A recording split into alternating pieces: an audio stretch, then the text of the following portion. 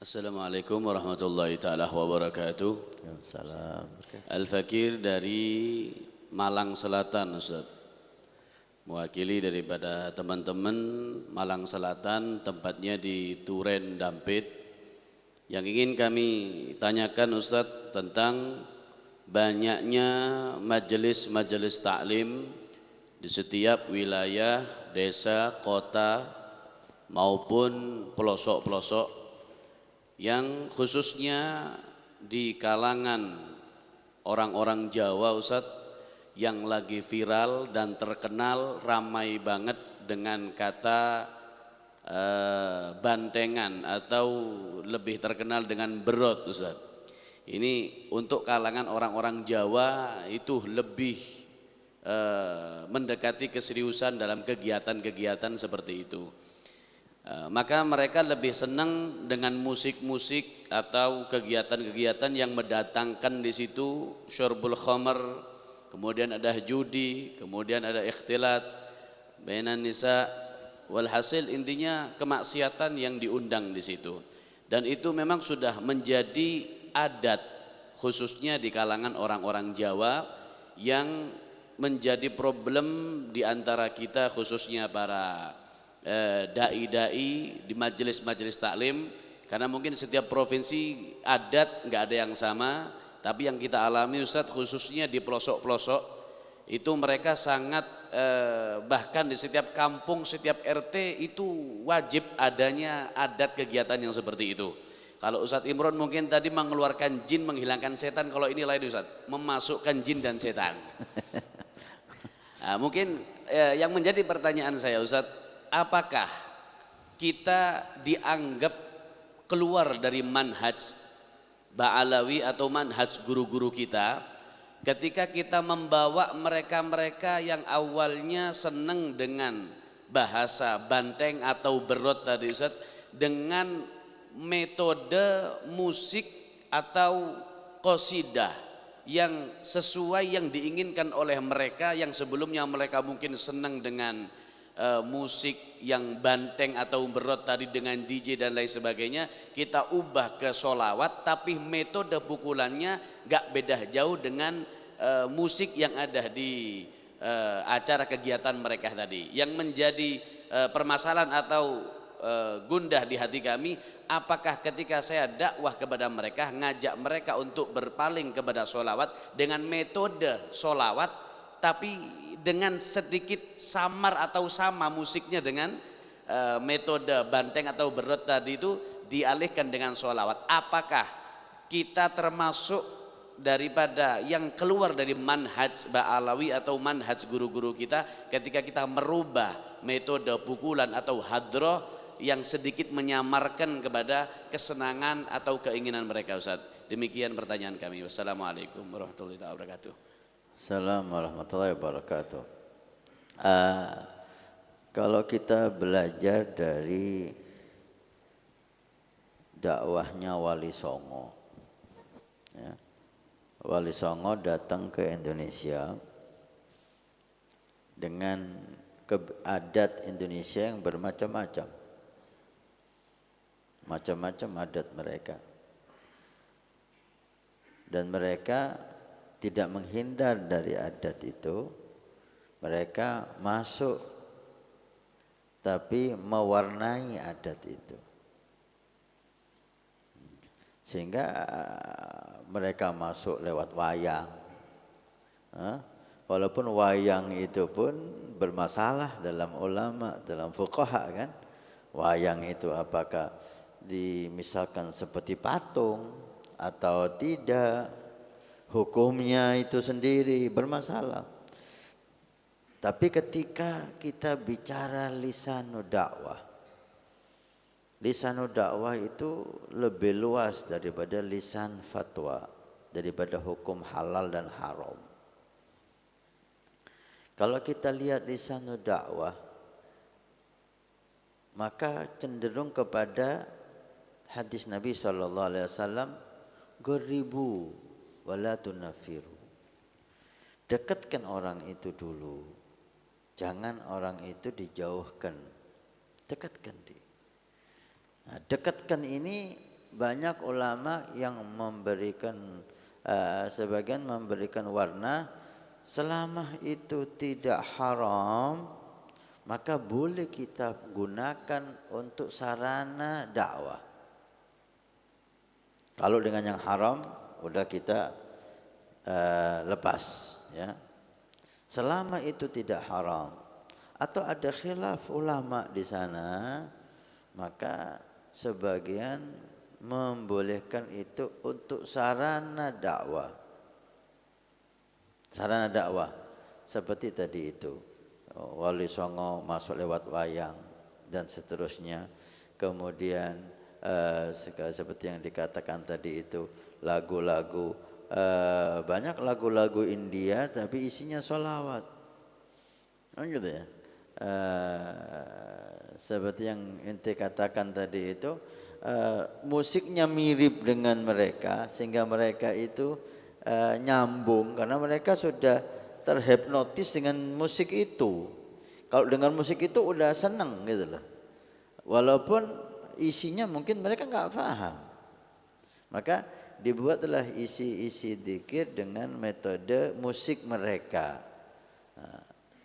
Kalau itu lisan dakwah dan tidak menghinakan salawat kepada Nabi dan seterusnya, tidak ada tahgir kepada salawat itu sendiri, ana berpendapat itu masih bisa digunakan untuk sarana dakwah.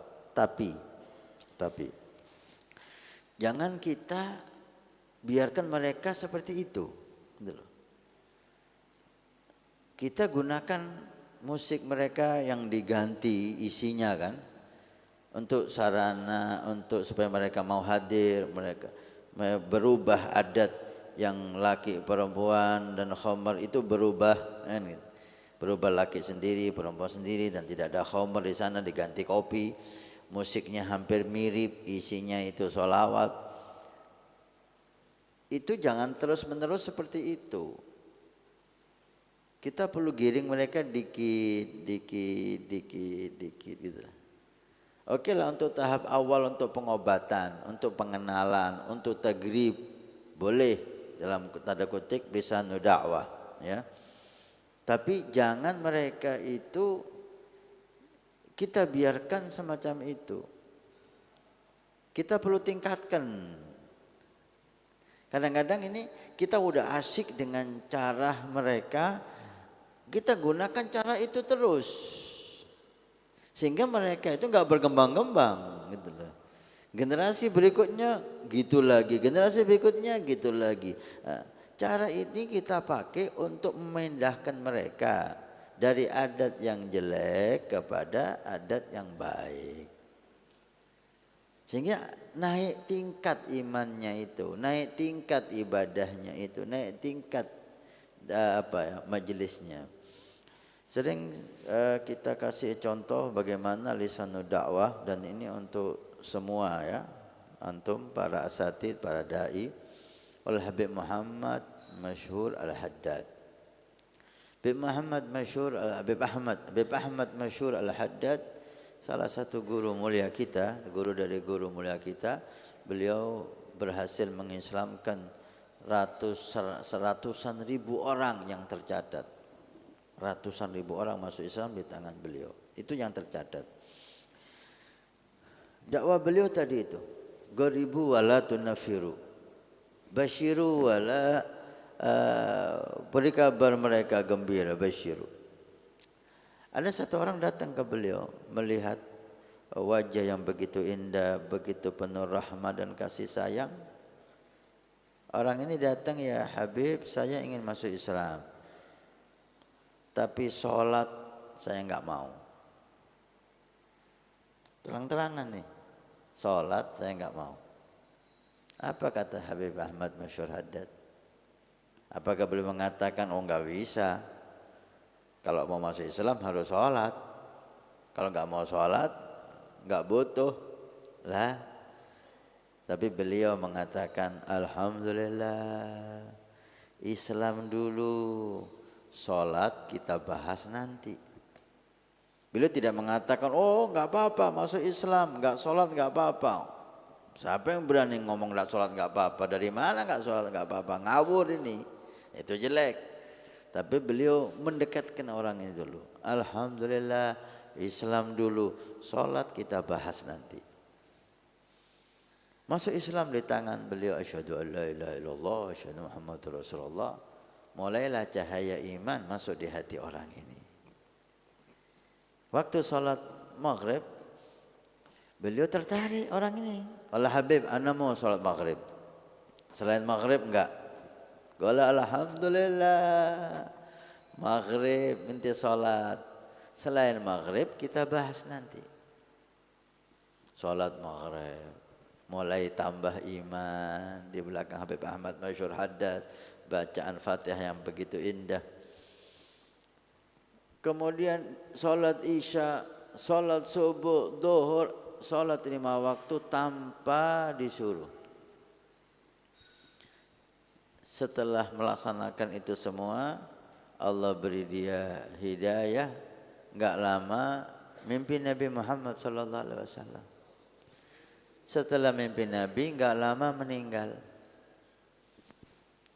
Asyahid dari kisah ini. Jika Habib Ahmad Masyhur pakai metode, enggak sholat enggak bisa, ini orang bisa mati kafir. Tapi dengan lisanul dakwah, mendekatkan orang, tidak menjauhkan, memberi kabar gembira kepada orang untuk masuk ke daerah rahmah, sehingga beliau masuk Islam, sholat, mimpi Nabi dan meninggal husnul khatimah. Ini untuk semua.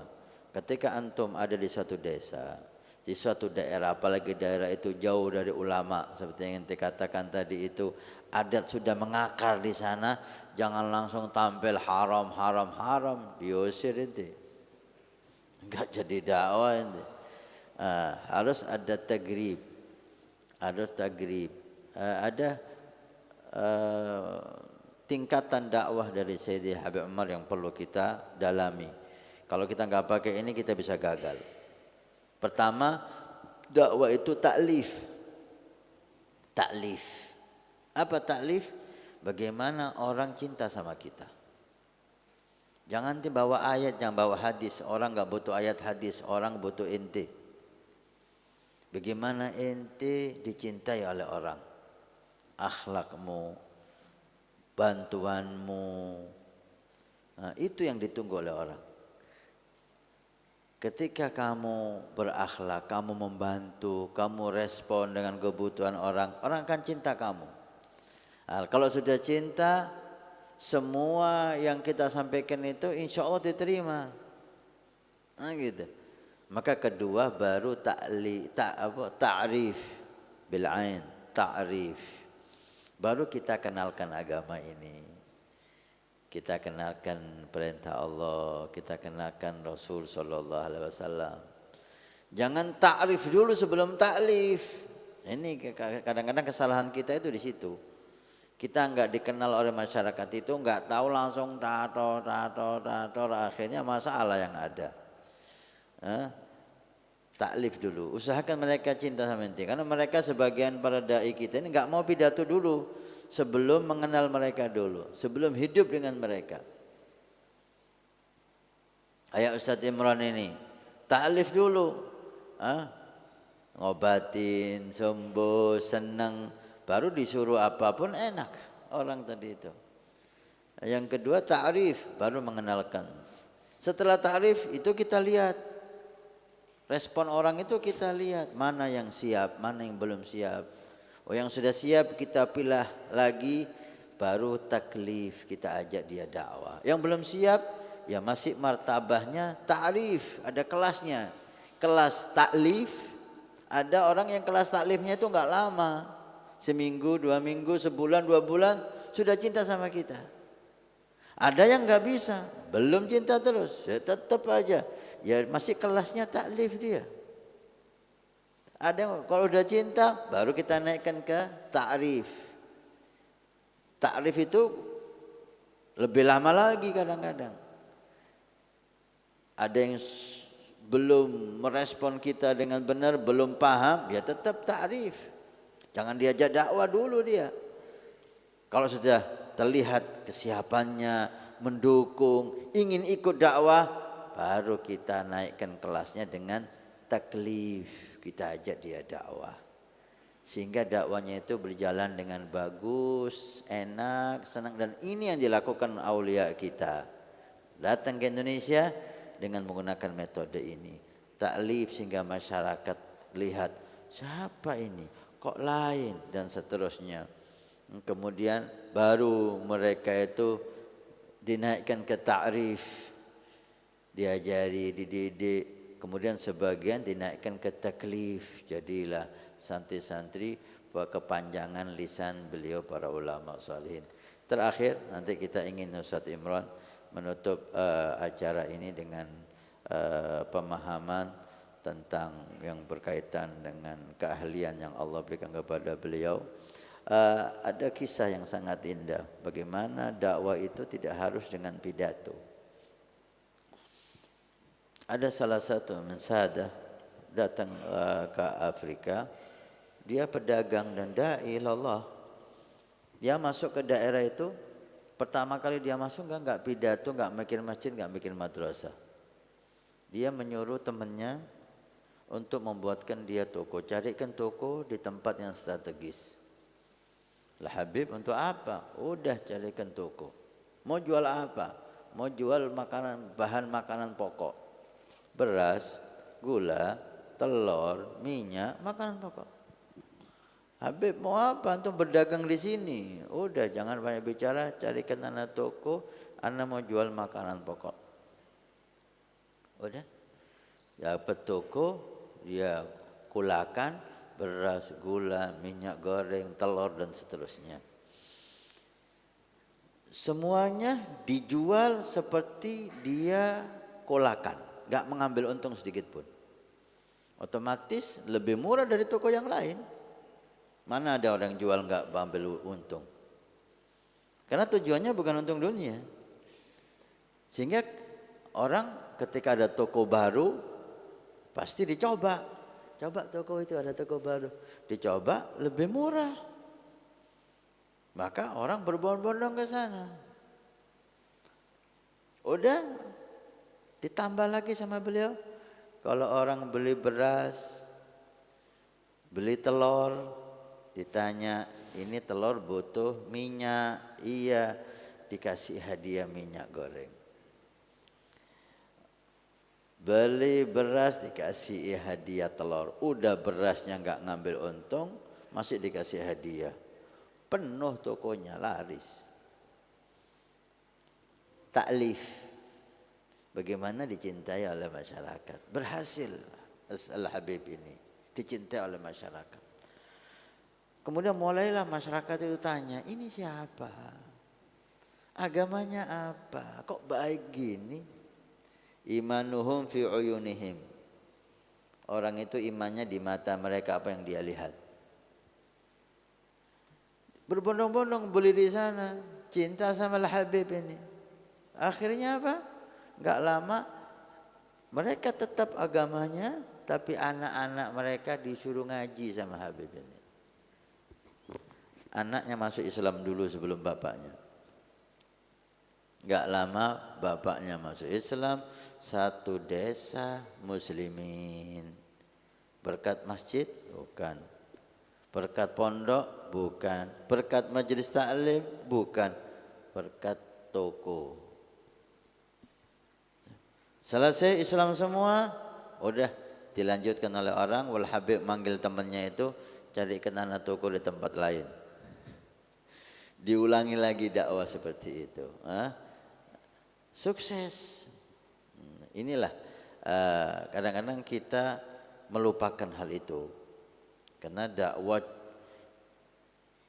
yang di podium teriak-teriak itu semua orang bisa. Ada haddun nafas di situ. Tapi bagaimana tahapan ini dilalui itu yang berat. Karena butuh mujahadah. Dan butuh proses panjang.